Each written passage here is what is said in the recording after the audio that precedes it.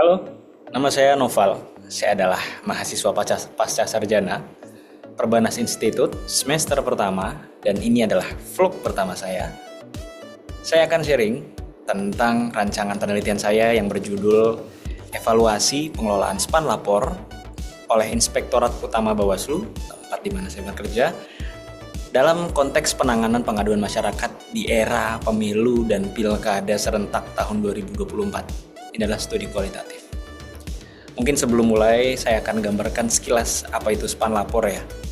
Span Lapor adalah kanal pengaduan secara digital, secara daring, pengaduan nasional yang diprakarsai oleh Kementerian Pendayagunaan Aparatur Negara dan Reformasi Birokrasi atau yang sering kita kenal Kemenpan RB.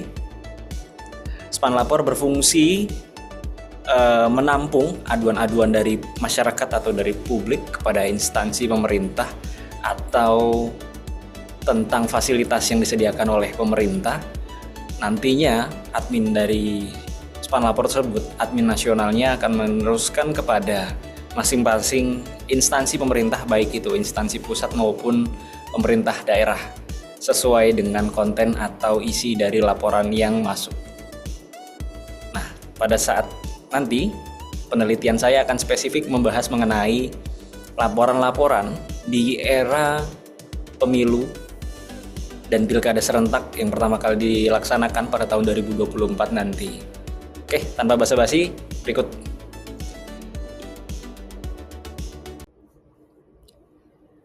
Ya, teman-teman, sebelumnya mohon dimaafkan karena keterbatasan kemampuan saya dalam pengeditan, sehingga uh, mungkin kualitas dari konten yang saya sajikan tidak sebagus konten-konten kreator besar, namun saya tetap akan mencoba menjelaskannya secara maksimal. Baik, latar belakang kenapa saya memilih penelitian ini adalah karena seperti yang kita tahu, pemilihan umum dan pemilihan kepala daerah serentak tahun lalu, tahun 2024 merupakan momentum penting dalam perjalanan demokrasi bangsa kita, Indonesia. Dan salah satu aspek fundamental yang menentukan keberhasilan penyelenggaraan pemilu adalah efektivitas pengawasan serta mekanisme penanganan pelanggaran. Regulasi kepemiluan sebagaimana telah diatur dalam Undang-Undang Nomor 7 Tahun 2017 tentang pemilu dan berbagai peraturan Bawaslu lainnya menetapkan bahwa pelaporan dugaan penanganan pelanggaran dilakukan secara langsung atau luring dengan melampirkan bukti formil maupun material. Mekanisme ini menekankan kehadiran fisik sang pelapor sebagai bentuk jaminan legalitas dan validitas laporan yang disampaikan. Namun, tentunya di tengah perkembangan teknologi dan informasi saat ini, pemerintah Indonesia telah menggagas suatu sistem yang luar biasa, sistem pelaporan satu pintu yang kita kenal dengan Span Lapor, atau sebenarnya ini ada kepanjangannya, Sistem Pelaporan Pengaduan Pelayanan Publik Nasional, Lapor, menghadirkan kanal digital terintegrasi untuk menampung aspirasi, keluhan, dan laporan masyarakat terhadap berbagai instansi pemerintah, termasuk di sini adalah Bawaslu. Kehadiran Span Lapor ini sejalan dengan semangat reformasi birokrasi dan peningkatan kualitas pelayanan publik, di mana transparansi, akuntabilitas serta responsivitas lembaga menjadi tolok ukur utamanya. Meski demikian, implementasi Span Lapor dalam konteks kepemiluan bukan tidak menghadapi tantangan tersendiri. Di satu sisi, regulasi masih menekankan mekanisme pelaporan secara luring, secara langsung, sementara di sisi lain masyarakat mulai menuntut akses kemudahan, akses pelaporan yang lebih mudah, lebih cepat, fleksibel melalui kanal digital. Hal ini menimbulkan pertanyaan mengenai sejauh mana efektivitas Span Lapor dapat mendukung Bawaslu khususnya yang dilakukan oleh Inspektorat Utama dalam menangani laporan masyarakat pada saat pemilu pilkada serentak tahun 2024. Lebih jauh, penting untuk dikaji bagaimana Inspektorat Utama Bawaslu mengelola laporan melalui Span Lapor, apa saja tantangan yang dihadapi, serta bagaimana pandangan internal lembaga terhadap kebermanfaatan sistem ini. Oke, tadi mungkin saya sudah mengutip ya, bahwa laporan itu harus dilakukan secara luring. Mungkin saya akan jelaskan lebih detail bunyi pasalnya. Nah, ini seperti yang sudah ditampilkan, ketentuan mengenai kewajiban pelaporan dugaan pelanggaran pemilu secara langsung itu dinyatakan dalam pasal 454 ayat 3 Undang-Undang Nomor 7 Tahun 2017. Di situ berbunyi bahwa laporan pelanggaran pemilu adalah laporan langsung warga negara Indonesia yang memiliki hak pilih, peserta pemilu atau pemantau pemilu, kepada Bawaslu, Bawaslu Provinsi, Bawaslu Kabupaten Kota, Panwaslu Kecamatan, Panwaslu Kelurahan Desa, atau pengawas TPS pada setiap tahapan penyelenggaraan pemilu. Yang kita kutip tadi adalah laporan langsung. Pernyataan laporan langsung ini mengindikasikan bahwa pelapor wajib menyampaikan laporan secara langsung atau luring ke salah satu lembaga pengawas tersebut, bukan lewat jalur daring seperti span lapor atau email atau aplikasi umum atau portal pengaduan lainnya. Pemakaian istilah laporan langsung ini perlu kita maknai bukan sekedar kebiasaan administratif, karena di situ sudah secara legal mengikat, disebutkan bahwa laporan yang disampaikan adalah laporan langsung. Ini berarti kehadiran fisik mengindikasikan bahwa kehadiran fisik pelapor atau penyampaian secara tatap muka ke lembaga resmi menjadi bentuk pemenuhan prosedural yang telah diatur secara resmi melalui undang-undang.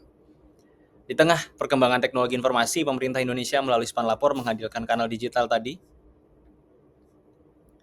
Nah, dengan demikian, penelitian saya ini berupaya memberikan kontribusi akademis dan praktis dalam menilai pengelolaan Span Lapor oleh Inspektorat Utama Bawaslu pada pemilu Pilkada serentak 2024 melalui pendekatan kualitatif. Mungkin lebih jauh, penting untuk dikaji bagaimana Inspektorat Utama Bawaslu mengelola laporan melalui Span Lapor, apa saja tantangan yang dihadapi, bagaimana pandangan internal lembaga terhadap kebermanfaatan sistem ini, evaluasi menyeluruh yang diperlukan untuk menilai Span Lapor ini seperti apa saja, yang untuk mampu memperkuat peran pengawasan Bawaslu, meningkatkan responsivitas terhadap laporan masyarakat, serta menjawab tuntutan demokrasi digital di era modern.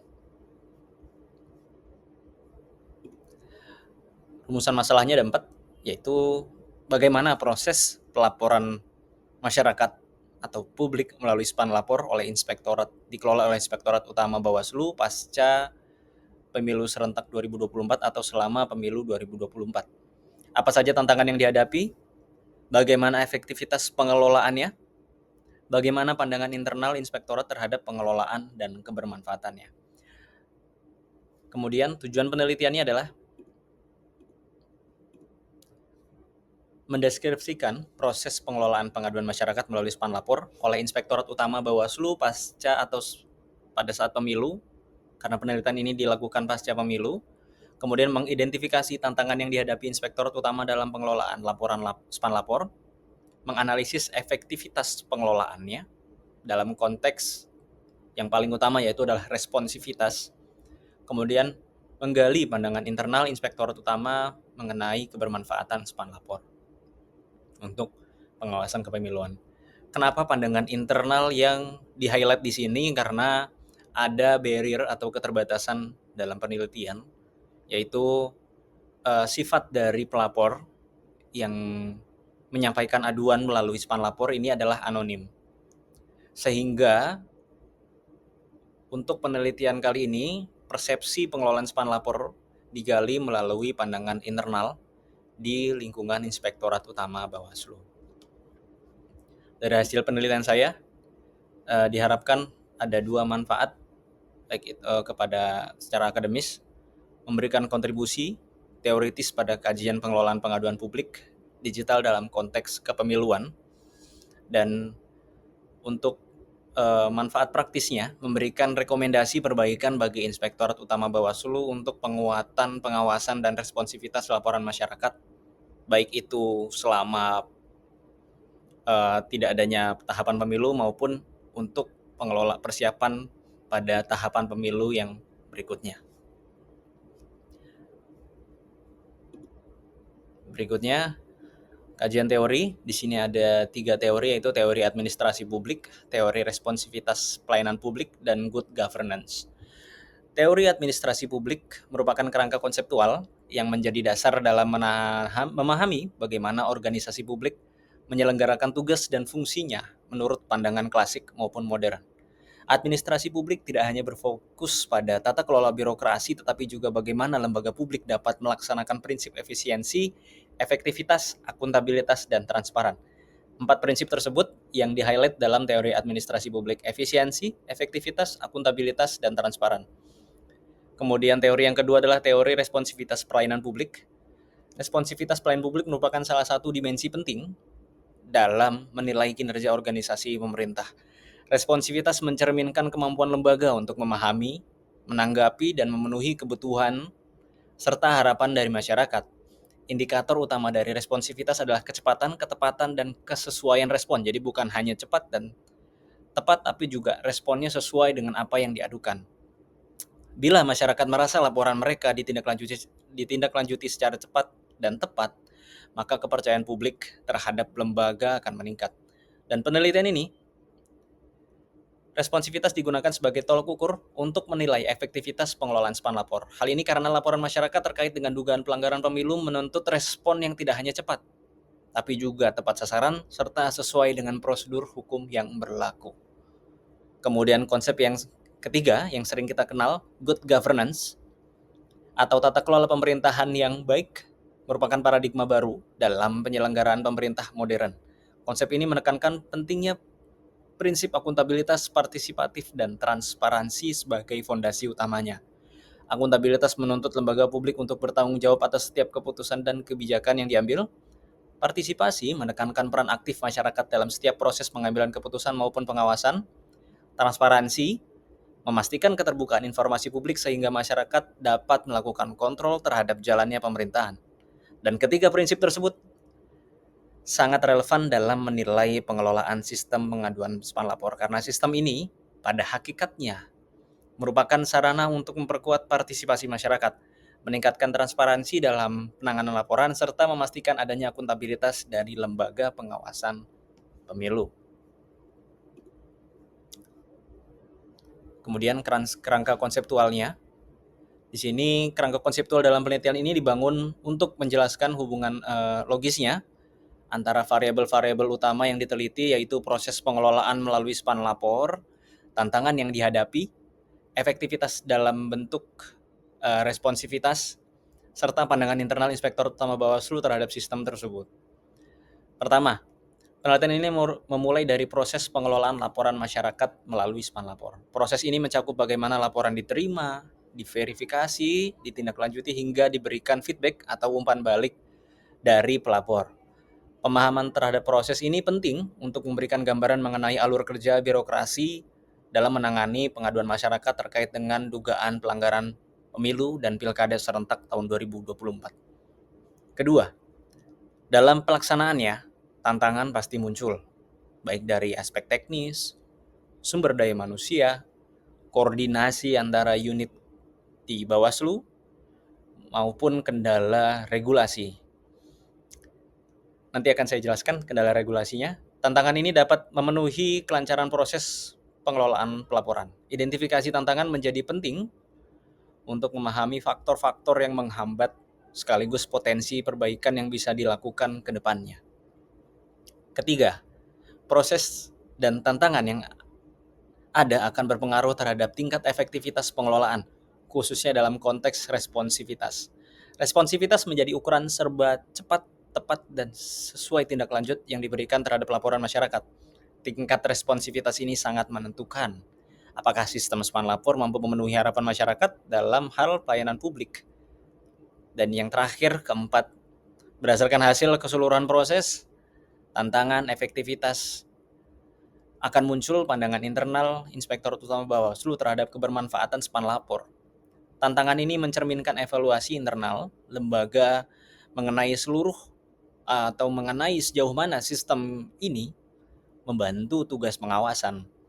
Sebenarnya bermanfaat nggak sih span lapor ini dalam konteks penanganan pengaduan pelanggaran pemilu atau dugaan pelanggaran pemilu. Kemudian untuk meningkatkan transparansi serta memperkuat akuntabilitas penanganan dugaan pelanggaran pemilu. Nah, dengan demikian, hubungan antara keempat kerangka konseptual tersebut dapat digambarkan sebagai berikut. Mungkin simpelnya seperti ini. Proses pengelolaan membentuk dasar evaluasi, kemudian tantangan itu menjadi faktor penghambat atau penguat dalam proses tersebut. Efektivitas atau responsivitas menjadi ukuran kinerja yang dipengaruhi oleh proses dan tantangan tadi. Dan yang terakhir, pandangan internal adalah refleksi akhir yang menunjukkan persepsi lembaga terhadap keberhasilan maupun kekurangan span lapor. Kerangka ini menegaskan bahwa penelitian tidak hanya melihat aspek prosedural tapi juga menganalisis hambatan, menilai kinerja layanan, dan memahami evaluasi internal lembaga secara menyeluruh. Metode penelitiannya, pendekatan penelitian ini akan dilakukan dengan pendekatan kualitatif deskriptif untuk mengeksplorasi pengelolaan span lapor secara mendalam. Lokasinya adalah Inspektorat Utama Bawaslu RI. Waktunya pasca pemilu dan pilkada serentak tahun 2024, yaitu di tahun ini, tahun 2025.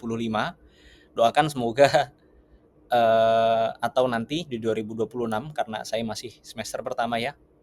Semoga ya, saya minta doanya semoga penelitian ini berjalan dengan lancar. Kemudian sumber data, data primer, wawancara mendalam dengan pejabat atau pegawai Inspektorat Utama yang mengelola span lapor, dan data sekundernya adalah regulasi, baik itu undang-undang pemilu, perbawaslu, maupun dokumen-dokumen teknis seperti SOP tentang span lapor, laporan tahunan, atau mungkin laporan periodik yang disajikan oleh Inspektorat Utama Bawaslu. Dan teknik pengumpulan datanya adalah wawancara mendalam, ini semi terstruktur, dokumentasi, yaitu peraturan laporan pengaduan, SOP, dan statistik laporan span lapor. Kemudian yang terakhir adalah observasi non-partisipatif. Karena dalam hal ini saya tidak tergabung dalam tim pengelola span lapor.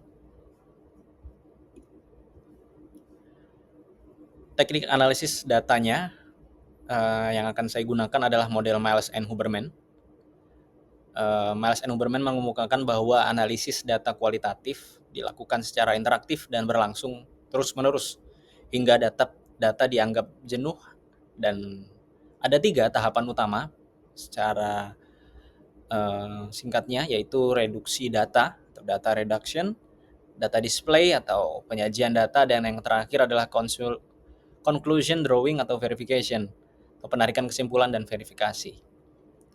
Reduksi data adalah proses memilih, memusatkan perhatian, menyederhanakan, mengabstraksikan, dan mentransformasi data kasar yang muncul dari catatan lapangan atau transkrip wawancara maupun dokumen-dokumen lainnya. Dalam konteks penelitian ini, reduksi data dapat dilakukan dengan mengidentifikasi data yang relevan dengan pengelolaan span lapor, tantangan, efektivitas, serta pandangan internal Inspektorat Utama.